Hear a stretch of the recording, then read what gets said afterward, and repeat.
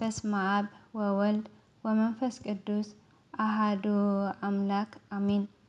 ሰላም እግዚአብሔር ምስኩላትና ይኩን። ፍቅራት እግዚአብሔር አምላክ ክብራት አሕዋቴን ሓቴን ፍጹም ሰላምታ እግዚአብሔር አምላክ ከመይ ሰንብትኩም? አሜን። ቅዱስን እግዚአብሔር አምላክና ሽሙ ዝኸበረን ዝተመስገነ ይኩን አሜን። እንኳዕ ንሰንበተ ቅድስት ቤተ ክርስቲያን ንሸውዓይ ሰሙን በዓለ ሆሳዕና ከዓብ ሰላም በጻሕና። ናይ እግዚአብሔር አምላክና ምሕረትን ሰላምን አይበለና አሜን። እነሆ በምክንያት በዓለ ሆሳዕና በመግባር ሕፅር ዝበለት መንፈሳዊ ጌጥ ምሕዘርክም ቀሪበ ኣለኹ ንኸተዳምፅኒ ብትሕትና ኣላቦ። ናይ ጌጥመና ኣርእስቲ ሆሳዕና ንወዲ ዳዊት። ወዲ ዳዊት በዓል ብዙሕ ምሕረት ኣድሕነና ካብ ናይ ስዶም መረት።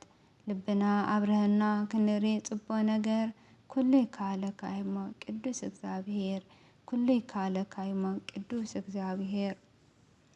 ሆሳዕና ወዲ ዳዊት መሓረና ከምቶም ህፃናት ንጹህ እምሮ ዓድለና። ነቲ ቅዱስ ቃልካ ምእንታን ከነስተማቕሮ ኣብ ቤትካ ክንነብር ደቅኻ በተፋቕሮ ኣብ ቤትካ ክንነብር ደቅኻ በተፋቕሮ። ክብሪ ቤተ ክርስቲያንና ምእንታን ክንርዳእ ኩሉ መጽሓፍትና መርሚርና ክንፈልጥ ብግቡእ ተረዲእና ኣብ ግብሪ ክነውዕል ብጸጋኻ ደግፈና ጐይታ መድኃኔ ዓለም ብጸጋኻ ደግፈና ጐይታ መድኃኔ ዓለም። ከምቶም ክልተ ዕውራት ዝነበሩ ወዲ ዳዊት መሓረና ኢሎም ዝጨደሩ ንሕና እውን ብልብና ብሓደ ቃል ኮይና ወዲ ዳዊት መሓረና ንበሎ ናብ ሰማይ አንቃዕሪርና ምሕረቱን ሰላምን ከውርደና ሩህሩህ አምላኽና ዕረፍቲ ክረክብ እትለዋሕ ህዝብና ሃገርና ሰላም ትኾነና ቅሳነት ይመለአና ሃገርና ሰላም ትኾነና ቅሳነት ይመለአና። እረ ለሙስ ሰላም ናፊቐ ኣበይ ትህሉ እስኪ ክእልሻ ኣብቲ መንገዲ ዶ ትህሉ ወይስ ኣብቲ ቅዱስ ቦታ ኣበይ እያ ትርከብ? ኣብ ልብና እያ ዘላ ኣብኡ እያ ትርከብ ኣብ ልብና እያ ዘላ ኣብኡ እያ ትርከብ። ከምቶም ህፃናት ክንዝምር ክንዕልል እታ ቅድስቲ ነብስና ደስታ ክተጠልል ሙሉእ ህይወትና ብኣኻ ሕጉሳት ክንኸውን ኣብታ ትመጽእ መንግስትኻ ብሓደ ክንኸውን ኣብታ ትመጽእ መንግስትኻ ብሓደ ክንኸውን ኩለና ብሓባር ተኣኪብና ከምቶም መላእክቲ ስብሃት ንእግዚአብሔር ባርያም እናበልና ቅዱስ ቅዱስ እግዚአብሔር አምላኽና ሰማይን ምድርን ዝፈጠርካ ልዑል ፈጣሪና ክብሪ ምስጋና ይብፅሕኻ በኣና ባሮት ደቅኻ ክብሪ ምስጋና ይብፅሕኻ በኣና ባሮት ደቅኻ። ጥዑም ዝማሬ ዝማሬ ቅዱሳን እናሰማዕና ንዘለዓለም ክንነብር ርስቶም ክንወርስ ምስኣቶም ክንኸውን ኣምላክ ሓደረኻ ዘክረና ኢኻ ኣብታ ትመጽእ መንግስትኻ ኣምላክ ሓደረኻ ዘክረና ኢኻ ኣብታ ትመጽእ መንግስትኻ። እንድሕር ብልብና ሓወይ ሓፍተይ ተባሂልና ብግብርን ብሓቅን እንድሕር ተፋቒርና ሕጊ እግዚአብሔር ኣብ ግብሪ እናውዓልና ልባዊ ሰላም ይመልአና ኣብቲ ቅዱስ ገዛና እወ ኣብኡ እዩ ዘሎ እቲ ሓቀኛ ሰላምና እወ ኣብዚ እዩ ዘሎ እቲ ሓቀኛ ሰላምና። ሰላማዊ ኢየሱስ ክርስቶስ ሰላምካ ሃበና ዓለም ብገፋሓ ልብና ጸልሚታትና እንተበልካ ሰብኣያ ብፋኑስ ኣሕሪርዋ ሕልፍ እንተበልካ ኣፍቃሪያ ሓሪድዋ። እረ ሎምስ እንታይ ኢና ዝኾን ዘለና መጽኣት ጐይታ ዶ ቀሪቡ ትብልና?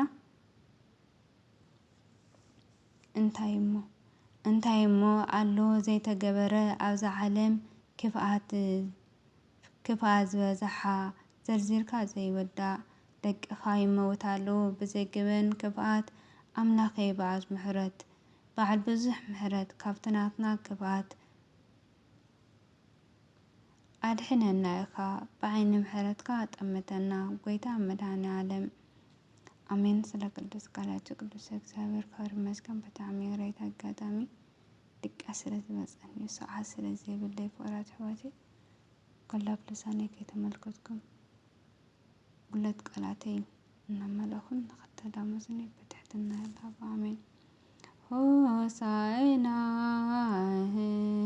ንወዲ ዳዊት ሆሳዕና ንወዲ ዳዊት ንወዲ ዳዊት ንወዲ ዳዊት ንወዲ ዳዊት ንወዲ ዳዊት ሆሳዕና ሆሳዕና ንወዲ ዳዊት ሆሳዕና ንወዲ ዳዊት ንወዲ ዳዊት ንወዲ ዳዊት ንወዲ ዳዊት ንወዲ ዳዊት ሆሳዕና ሆሳዕና ንወዲ ዳዊት ሆሳዕና ንወዲ ዳዊት ንወዲ ዳዊት ንወዲ ዳዊት ንወዲ ዳዊት ንወዲ ዳዊት ሆሳዕና ንወዲ ዳዊት ንወዲ ዳዊት ንወዲ ዳዊት ንወዲ ዳዊት ሆሳዕና ኣሜን። ናይ እግዚአብሔር ኣምላኽና ምሕረቱ ሰላሙ ኣይፈለየና። ሆሳዕና ማለት ከዚ ኣድሕነና ኮታ ማለት እዩ። እግዚአብሔር ኣምላኽና ከዚ ምድሓኑ ናፊቕና ኣለና። ኣብቲ ሃገርና ዘሎ ዕግርግራት ሰላም ይዓድለና መድሕነ ዓለም ተህዝና ሰላም ክረክብ ኣሜን። ምስዋል እግዚአብሔር